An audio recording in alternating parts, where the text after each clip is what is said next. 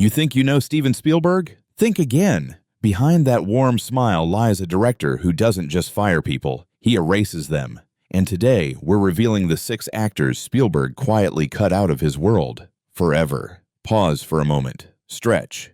Take a deep breath. And let yourself imagine walking onto a Spielberg set. Both the 1961 film and the Broadway musical owe an enormous debt to William Shakespeare. But while Spielberg might appear to be Hollywood's kindest, gentlest giant, don't be fooled. Cross him, and there's no second chance. Romeo and Juliet would agree. Spielberg doesn't tolerate disloyalty. I personally didn't feel like I was breaking any rules because I've never been one to adore remakes anyway. Behind that friendly, approachable smile lies a director who has dropped A-list stars without hesitation. Spielberg has directed Hollywood legends, Leonardo DiCaprio, Tom Hanks, Denzel Washington, Harrison Ford, Whoopi Goldberg, but not everyone earned a second shot. Today, we're looking at 6 actors who were quietly cut from Spielberg's universe for good. Once Hollywood's fiery rising star, Megan Fox wasn't just a breakout after Transformers. She became the very face of the franchise. But her stardom disappeared overnight. It wasn't due to a box office flop. It came down to 9 words in an interview. While venting about working with Michael Bay, Megan likened him to Hitler on set. At first, it seemed like typical actor hyperbole, until the behind-the-scenes story surfaced. What few realized was that Spielberg wasn't just a fan. He was executive producing Transformers, and he doesn't tolerate comments like that. According to Bay himself, Spielberg called him directly, "Fire her." Not recast, not delay, fire. The result? Fox was completely removed from Transformers, Dark of the Moon, and her character vanished without a trace. Fox later tried to downplay her words, claiming the media had twisted them, but the damage was done. Spielberg said nothing publicly. He didn't need to. Her disappearance spoke volumes. For a man celebrated for loyalty, this was a rare statement of how seriously he protected his sets, even if it meant obliterating a lead actor's career. When Spielberg cast Shia LaBeouf in Indiana Jones and the Kingdom of the Crystal Skull, it wasn't just a paycheck. It was a passing of the torch. Shia, fresh from the Transformers craze, was positioned as the next leading man. He got screen time, press coverage, and an unmistakable push from one of the greatest directors of all time.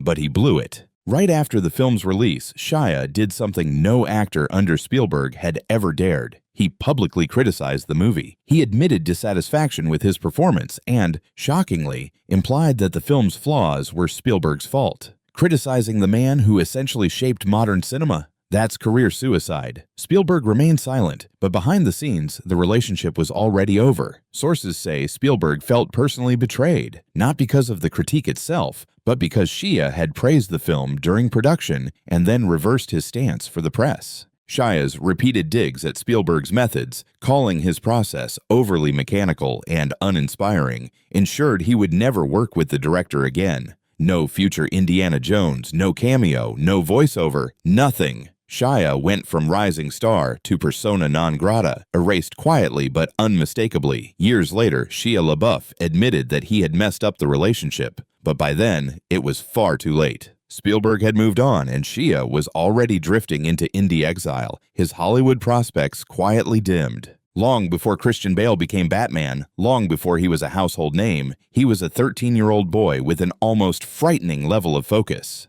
When Spielberg cast him in Empire of the Sun, it wasn't a small side role. It was the lead in one of the most ambitious and emotionally demanding war films of the decade. Spielberg had worked with child actors before, but this wasn't E.T. or Close Encounters. This was a harrowing 2.5-hour story of war, trauma, and survival, and Bale carried almost every scene on his young shoulders. From day one, Bale threw himself into the role with an intensity that caught everyone off guard. He wasn't playful, he wasn't distracted, he was completely locked in. Reportedly, he memorized the entire script, not just his own lines, but everyone else's. He offered notes on other actors' performances, questioned Spielberg's blocking and camera angles, and even requested multiple retakes if he felt a scene didn't hit the emotional mark. To some, this was sheer dedication. To Spielberg, it was creeping chaos. Spielberg runs his sets like a master conductor, hundreds of extras, complex logistics, precise lighting, massive moving parts.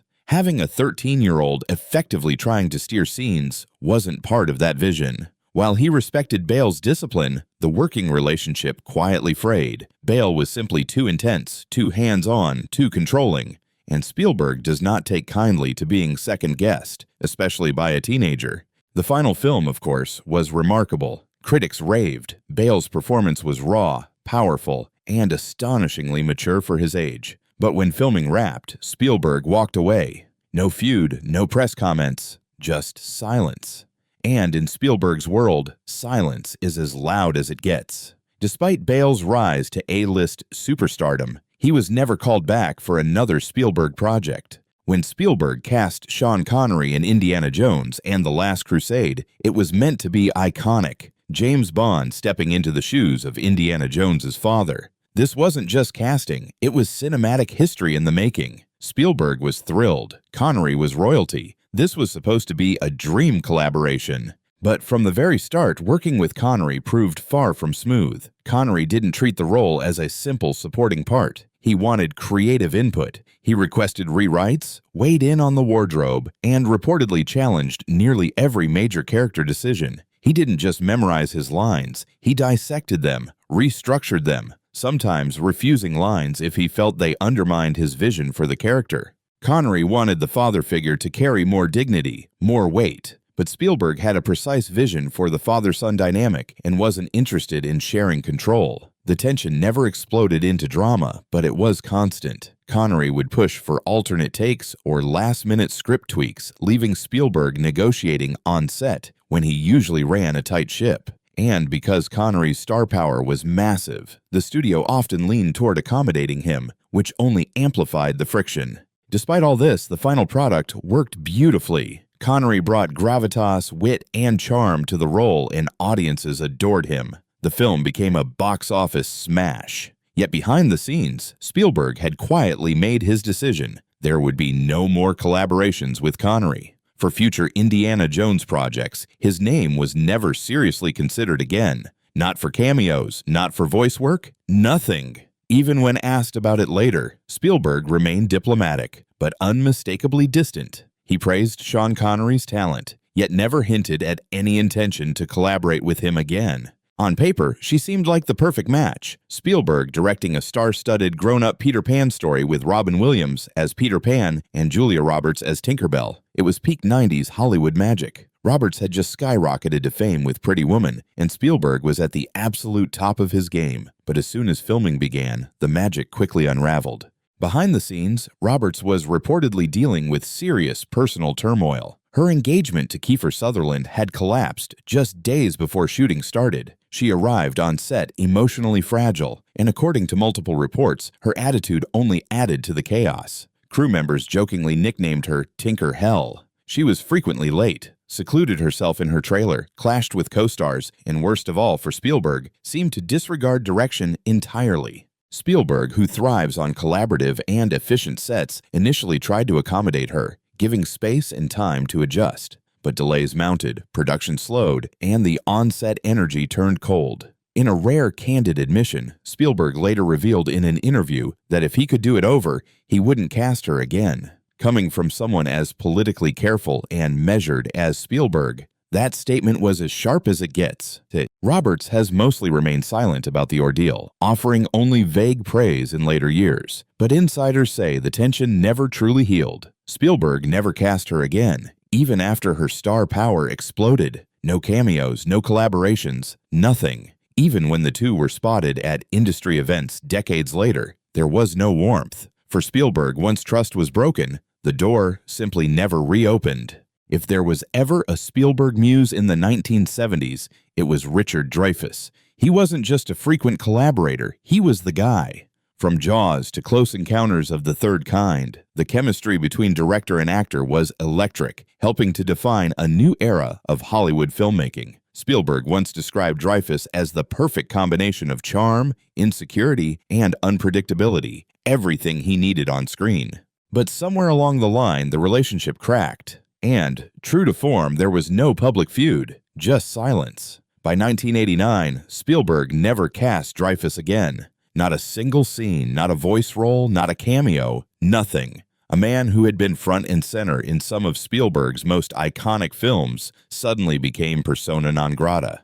The reason wasn't a single explosive incident. It was a slow burn. Dreyfuss, though wildly talented, had a reputation for being difficult. On Jaws, he frequently second-guessed Spielberg's direction and reportedly clashed with Robert Shaw. During Close Encounters, he pushed for greater control over his character and allegedly demanded rewrites on scenes Spielberg had already finalized. Over time, that tension quietly eroded the trust between them, ending what had once been a celebrated collaboration. At the time, Spielberg seemed to brush it off, but as the years went by and his influence in Hollywood grew, his tolerance for friction, especially from people he had already given so much to, shrank considerably. What made Richard Dreyfuss's exile so startling was how sudden and absolute it felt. There was no public feud, no scandal, no angry headlines, just a complete and permanent disappearance from Spielberg's world. When asked about Spielberg in later interviews, Dreyfuss has always remained polite, even warm. But it's the kind of warmth tinged with nostalgia, not an active, ongoing connection. Meanwhile, Spielberg has barely mentioned him at all. In Hollywood, some stories don't have a final scene. No shouting matches, no tabloid drama, just silence. That's how Spielberg operates. He builds entire worlds, crafts careers, and leaves legacies. But the moment trust cracks, he steps away without a word. It's not cruelty, it's precision. The same discipline he applies to orchestrating massive sets, lighting, and camera angles, he applies to his relationships. What's remarkable is how many actors would give anything for a second chance with him. Because landing a role in a Spielberg film doesn't just make you famous, it makes you timeless. That's the difference. The ones who endure, Tom Hanks, Leonardo DiCaprio, Harrison Ford, understand the unspoken rules, show up, show respect, and deliver absolutely everything. For everyone else, one shot, no retakes. So, what do you think about these untold stories from behind Spielberg's curtain? Do you see him as ruthless or just uncompromising? Drop your thoughts. Take a moment to reflect. And if you're curious for more hidden Hollywood tales, there's plenty waiting for you.